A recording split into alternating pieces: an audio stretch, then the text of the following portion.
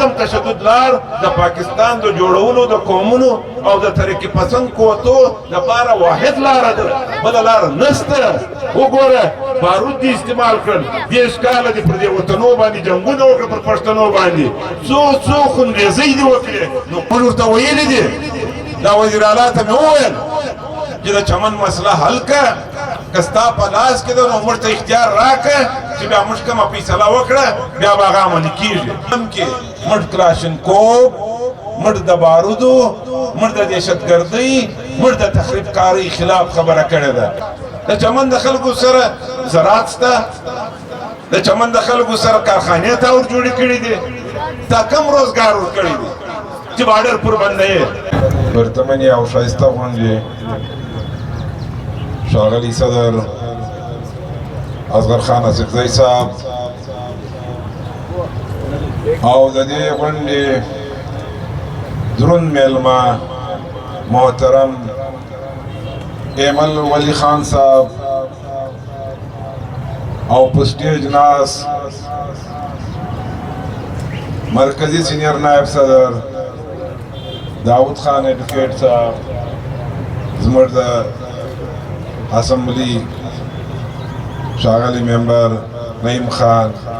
سلما بی بی، عابد صاحب او سینئر نائب صدر نوابزاده عمر فاروق صاحب او ماته مخامخ ناست د مرکزی صوبایي مشرانو، د پی ایس اف ځوانانو او د پارټي کارکونانو، ستاسو د ټولو په اجازه د ټولو د مخې زه د پارټي پر دې غونډه جوړولو باندې مبارکباد ورکوم او شکریه ادا کوم چې د څو خبرو ماته موقع راکړه. خاص کر د بلوچستان سره راغلي د ټولو ضلعو صدرانو او خصوصا د ضلع کلا عبدالله جلوس چې راورسېدی د ملکاني په قیادت کې، دوی ته ښه راغلاست وایم او کور ودانۍ وایم چې په دې جلسه کې شرکت وکړي. څو خبرې درته کومه. حقیقت خبره ده چې د باچا خان د سیاست سره موږ یو تعلق لرو او زه خپله خبره په دې درته کوم چې دا څه خبرې زموږ په متعلق یا د پارټۍ متعلق یا زما متعلق چې نن د مخالفینو ته په لاس ورغلي دي هغه به لږ ښکاره کوو. حقیقت خبره د چاته به دا معلومه وي یا به نه وي معلومه. زموږ تاریخ د 1915 د 1910 زموږ نیکه د باچا خان څخه د خدای خدمتګار په دې تحریک کې خپل شروعات کړي دي. څو عمر یې اوسو 89 کاله زموږ په دې سفر کې تېر سوي دي. زموږ پلار په دې کې شهید سوی دی، زموږ اکاګان په دې کې قرباني ورکړي دي، زموږ ټول خاندان په دې کې قرباني ورکړي دي. حقیقت خبره درته کوم، که نن په پارلمان کې زه کښېنستلی یم یا زموږ سره په تېر حکومت کې 4 ممبران وو، د هغه څه مخکې زه یو ممبر په حیثیت ناست وم، د هغه څه مخکې زه په 3 ممبرانو په حیثیت ناست وم او نن هم موږ 2 واره د الیکشن 15 واره ګټلي دي. څوک دې دا ثابته کړي در ما پورې چې موږ د پښتانه قام یا د باچا خان د سیاست یا د ولی خان د جمهوریت سودا د چا سره په پیسو یا په وزارت کړې ده. څوک دې دا ثابته کړي چې موږ دلته په هغه شکل کې د اقتدار د رسېدو لپاره خپل هلې ځلې کړي دي چې کوم نور خلک یې کوي. موږ که دلته چوکۍ ته رسېدلي یو نو موږ د خپل زور او د طاقت او د ووټ په زور رسېدلي. موږ چاته خواست نه دی کړی، نه موږ چاته خواست کوو او موږ چا څخه خیرات غواړو. باچا خان سیاست کړی دی، 100 کاله تاریخ د انګریز د دې برصغیر څخه ایستلی دی. هغه په کومه طریقه ایستلی دی؟ هغه د پښتنو دپاره حقوق په زور، په زبردستي او د عدم تشدد په لار راوړی دی، په توپک یې نه دی راوړی. موږ دا خبره کړې ده چې موږ په علاقه په وطن کې په دې پښتون قام کې موږ کلاشینکوف، موږ د بارودو، موږ د دهشتګردۍ موږ د تخریب کارۍ خلاف خبره کړې ده موږ د زور او زبردستۍ څه کار نه دی اخیستی موږ دلته سیاست د امن او د باچا خان د یو پیروکار په حیثیت د یو سپاهي په حیثیت کړی دی نن د ایمل ولی خان ناست دی نن د باچا خان د وارث او د دې تحریک د وارث په حیثیت زموږ په منځ کې موجوده دی زه نن درته وایم چې کومه فیصله د مرکز وي کومه فیصله چې د پارلمان په حواله سره ده کړې دی نن هو وایي موږ به د دې اسمبلۍ څه هم چې د دې اسمبلۍ د رکنیت څخه هم استعفا ورکوو دا د څوک دا سوچ نه کوي چې زمرک د اقتدار دپاره په دې اسمبلۍ کې ناست دی موږ اقتدار په زور راوړی دی موږ دا نه دی راوړی چې موږ په خیرات راوړی دی او دا خبره د څوک ګرد عمر نه کوي چې څوک وایي چې زمرک به چیز کوي او ملک نعیم به چیز کوي دا خبره نه ده او خبره د چمن ده درته کوو د چمن پر لد نن که څوک ورځي هلته سیاست کوي خو زموږ عوامي نیشنل پارټۍ په عملي سیاست سره په عملي اقدام سره دا مسلې مخکې هم حل کړي دي او بعد کې به هم حل کوي د سکیورټي څخه پوښتنه وکړه د اوسلا څخه پوښتنه وکړه د صادق څخه پوښتنه وکړه چې دا اول یو دا تېرې مسلې تا ته چا در حل کړې موږ ورغلي یو اصغر خان ناست دی زه ورغلی یم او دلته چې کوم د دوی د چانس خبره وه دلته چې کومه د دوی د ریړۍ خبره وه دا چا ورحل کړې ده دا موږ ورحل کړې ده زموږ دا په وس نه ده پوره چې موږ ورسو تقریرونه وکړو جذبات وکړو په خلک کې د تشدد هغه ماده پیدا کړو او بیا زم را روان شو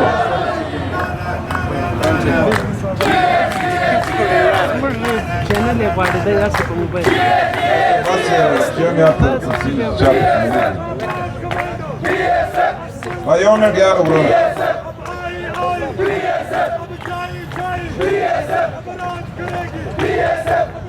बस मेहरबानी ब्रो मेहरबानी बस क्या मैं यार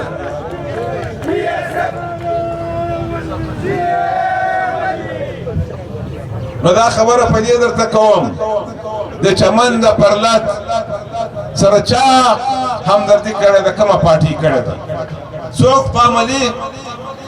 او په رښتیا ورسره درېدلي دي عوامي نیشنل پارټي ورسره درېدلي موږ نن هم وایو چې د بارډر د خلکو سره کم روزګار شته د چمن د خلکو سره زراعت شته د چمن د خلکو سره کارخانې ته ور جوړې کړي دي تا کم روزګار ورکړي دي چې بارډر پر باندې او بل ورځ موږ میټینګ کړی دی موږ سره کېناستلي یو زه د یو ممبر په حیثیت د کلا عبدالله د ایم پی ای په حیثیت زه د حکومت سره هم کېناستلی سم زه د اپوزیشن د یو ممبر په حیثیت په اپوزیشن کې هم کېناستلی سم او زه د خپلې پارټۍ سره د مشاورت پر بنیاد ورځم خبره ورسره کوم نو موږ ورته ویلي دي دا وزیر اعلی ته مې وویل چې د چمن مسله حل کړه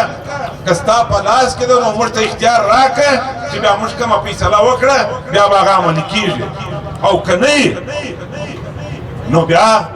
زه په کومه سترګو هغو له ورسم یا په کوم حیثیت ورسم چې ته ماته اختیار راکړه چې زه دلته اختیار پیدا کړم نه به زه ورځم نو موږ جواب ورکړی دی او نه زه نن هم درته وایم چې د بارډر د خلکو دپاره دي هغه طریقه کار جوړ شي چې کوم په دنیا کې شته تا په ایران کې د ایران بارډر دپاره د بلوچستان خلکو ته راداري ورکوې کارډ ورکوې او هغه پر هغه ځي او راځي خپل کاروبار کوي او زما د پښتنو دپاره د لارې بندي کړي دي په کوم حیثیت دې بندي کړي زه دا ورته وایم چې کارډ ورکړه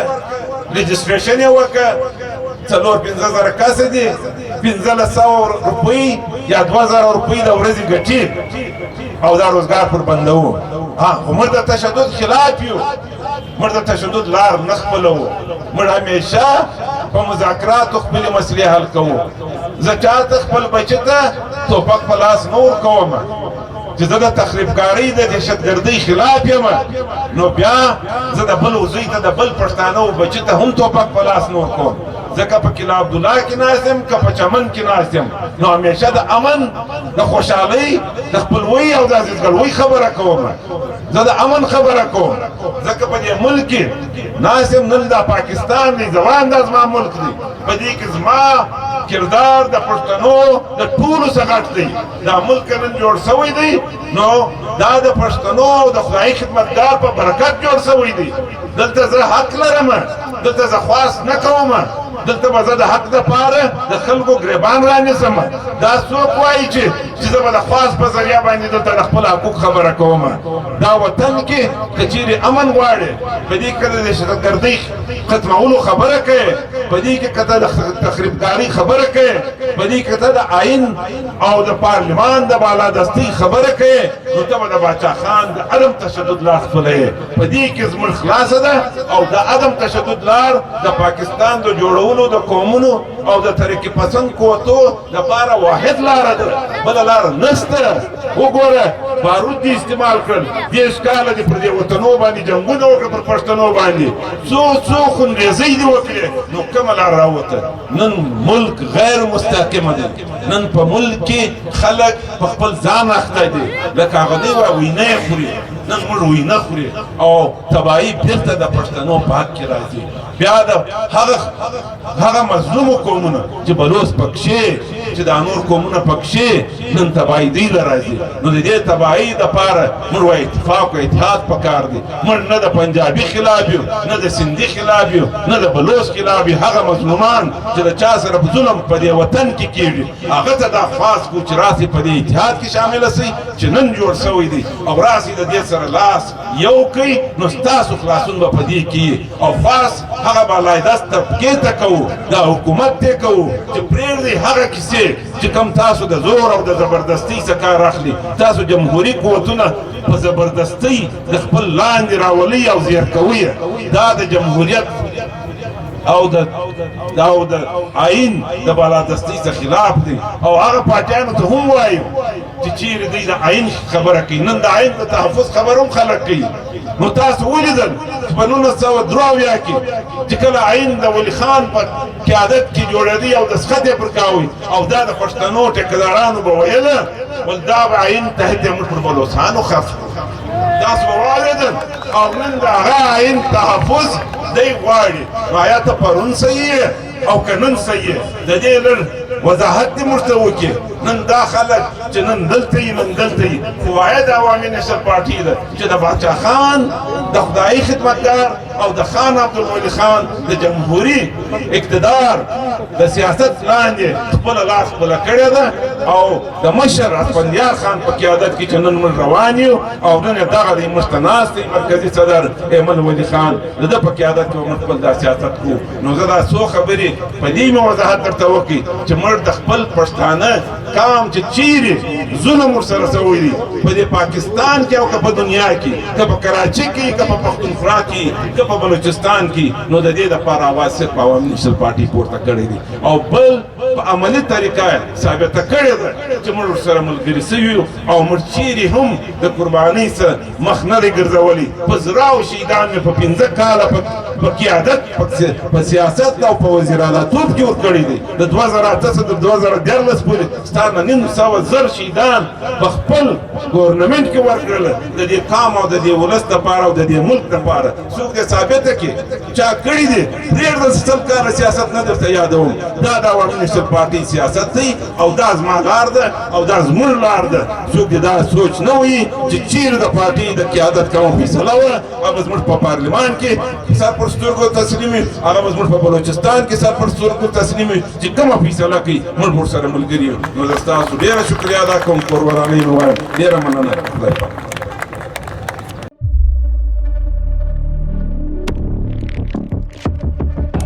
कुदरत की तख्लीक में कोई कमी नहीं, बस देखने वाली नजर चाहिए। कुदरत के बनाए इस निजाम में कौन है फसादी और कौन कर रहा है हक की मनादी? Absolutely not. कुदरत की सब पर नजर है,